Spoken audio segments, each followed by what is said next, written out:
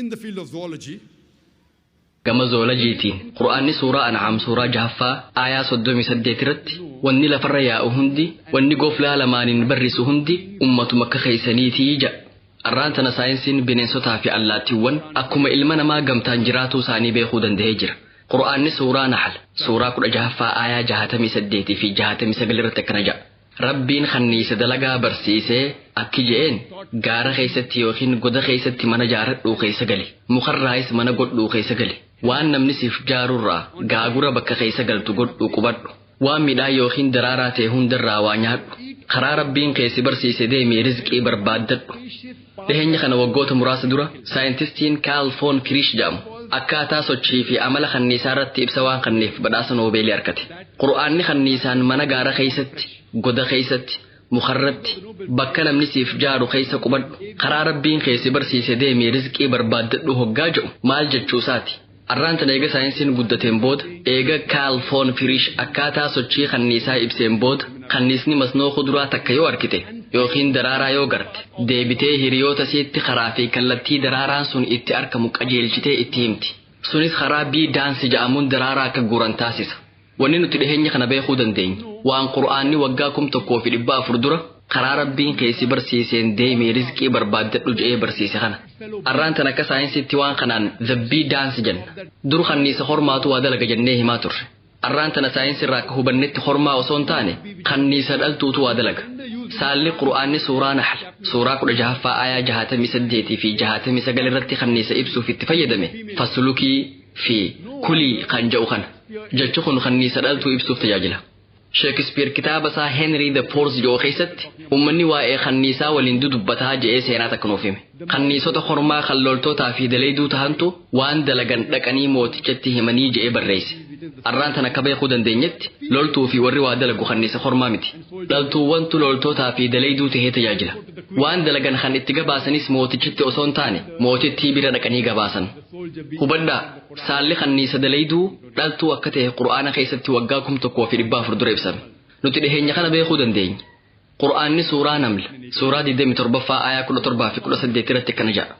Jinni namaa fi waan barrisurraa Rabbiin Nabi Suleymaaniif ashkara biyya hundarraa walitti qabe. Hoggaa yaa'an wal hayyisaa yaa'an hanga osoo yaa'anii laga mixiitti dhufanitti waraana Nabi Suleymaan kana gartee duba mixiin takka akka jette yaa ilmaan mixii mana keessan seenaa Suleymaanii fi ashkarrisaa osoo quban qabne isin hin fixin.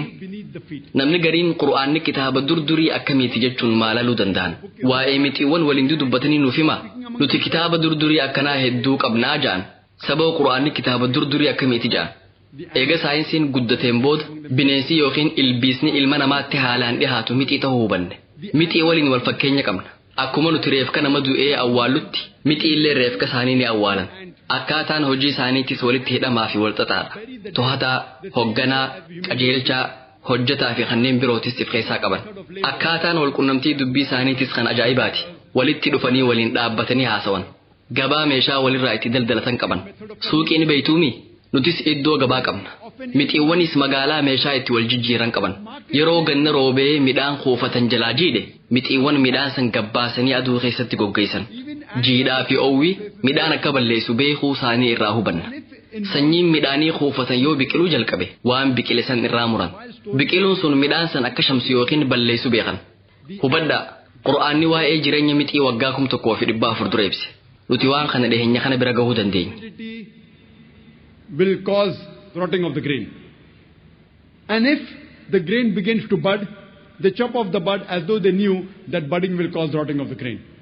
Imagine, Quran speaks about the lifestyle of the ants 1400 years ago, which we have come to recently. The Quran surah Ankabut, surah 29 ayah 41 irratti warri taabota Rabbi godhatee Rabbii tokkicha achitti gabbaru akka daarabaaftu yookiin aaroo mana jaaratteeti. Irra laafaan mana aarootii ja'a. Rabbiin warri Rabbii tokkicha achitti qaama biraa waan isaan hin fayyadne na fayyada ja'anii gabbaran yookiin itti irkatan akka daarabaaftu mana jaaratteeti hoggaa jiru. Mana aaroo kan haada laafaan jaarame san nuuf ibsaa jira. Manni aaroo yookiin sarariitii irra laafaa manaati. Hundi keenya manni daarabaaftu yookiin saaphaphoo mana irra laafaa ta'uu ni beekna. Arraan tan akka beekuu dandeenyetti aaroon hormaan yeroo hedduu aaroo dhaltuun ajjeefama. walitti dhufeenya abbaa warraa fi haadha warraa daara baaftuu gaarii miti. Qur'aanni waa'ee mana laafaa kan ijaan agarruu mana daara baaftuu yookiin saapaphuu ibsuun cinatti walitti dhufeenyi mana san keessaallee gaarii akka hin taane nuuf ibsaa jira. The relationship of the husband and wife is not good in the spiders.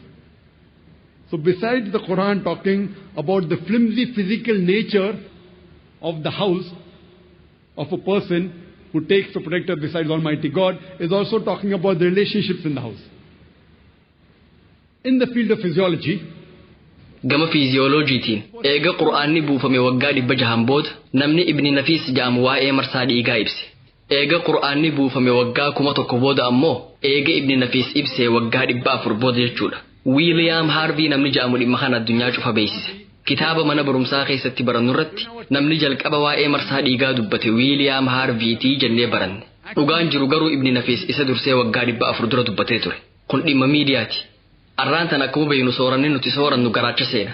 Itti aansee gara maar imaanii dhaqa. Fiiziyoloojiin wal qabatee waa'ee marsaa dhiigaa fi uumama aannaniitiin wal qabatee gabaabatti wanniin isiniif ibsu. Sooranni maar imaan eega seeneen booda wanni soorata san keessaa dhimbiibamee bahe gara ujummoo dhiigaatti makama. Takka dhiigatti makamnaan qaama hunda dhaqqaba. Xannachi maamaarii jedhamu kan qophaa'uu aannaniitiif barbaachisus soorata kana ni argata. Waa'ee marsaa dhiigaa fi uumama aannanii irratti wanni nuti dhiheenya kana beekuu dandeenya. Qur'aana keessatti waggaa 1400 dura ibsamee jira. Suuraa An-Nahl suuraa 16ffaa aaya 66 irratti beeladaa keessa waan isin gorfamtanii rabbitti amantaniitu jira. Waan garaa beeladaa jirurraa isin obaafna. Cumaa fi dhiiga jidduu aannan qulqulluu miidhaa hin qabne isin obaafnaa ja'a.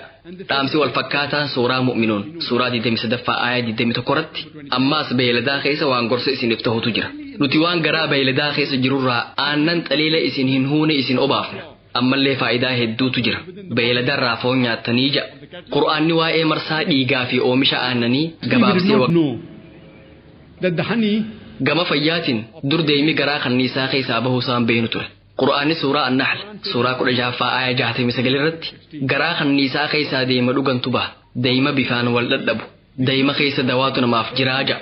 Waggaa 300 dura deemi garaa kanniisaa keessaa bahuusaa saayinsiin beeke. Ammaan tan akka beeynetti deemi vaayitaamin K fi faraaktoos of keessaa qaba. Dhiheenya kana deemi wantoota madaa namaa fayyisan qabaachuu isaa beekuu dandeenya. Loltoonni Raashiyaa waraana addunyaa lammaffaa irratti madaa isaanii haguuguudhaaf deema fayyadamaa turan. Kun akka jiinii madaa san keessaa hin huurkine taasisa. Madaan sunis wayita fayyitu godaannisa xiqqoo qofa godhattee fayyiti. Deemi rukkina waan qabuuf jarmii fi baakteeriyaan madaa san irratti wal horuu hin danda'an. Namni tokko yoo baalli wahii alaarjikii itti ta'e deemi daraaraa baala sanirraa dalagame yoo nama saniif kenname namni sun alaarjikii sanirraa if deebisuu danda'a. Hubadhaa waan saayinsiin dhihoo tana bira gahuu danda'e Qur'aanni deema keessa dawaatu namaaf jiraa jee ibse.